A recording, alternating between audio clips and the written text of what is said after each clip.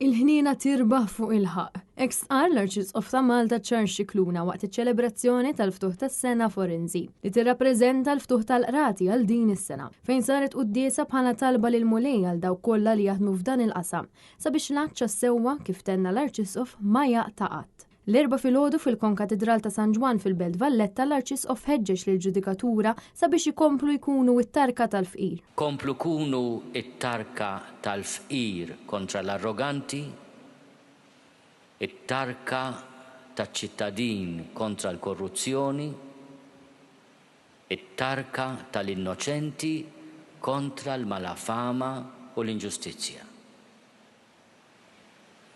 Dakinhar li inti tiskaġuna bniedem innoċenti, għamilt servizz għall-istat, għas-soċjetà tagħna.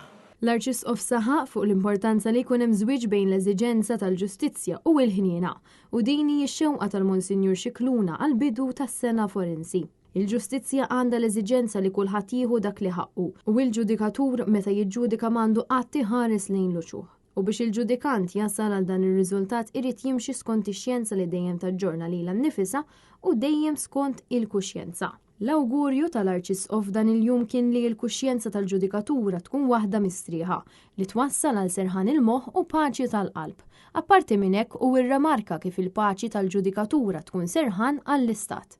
Intant l-Arċisqof irringrazzja lill-imħalfin u l-maġistrati talli ħarsu lejn l-element uman mhux biss tal-akkużat imma anke tal-vittma. It-talba tiegħi mod speċjali fil-kawżi tal-qorti tal-familja hija li tieħdu dejjem ħsieb it-tfal u żgħażagħ tagħna.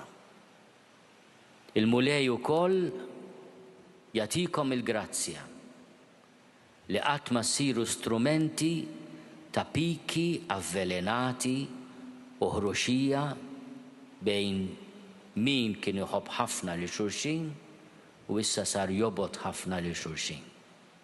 Faċli l-istruttura u s-sistema li aħna nsejħula tal-ġustizzja issir strument ta' pika u ta' ħruxija.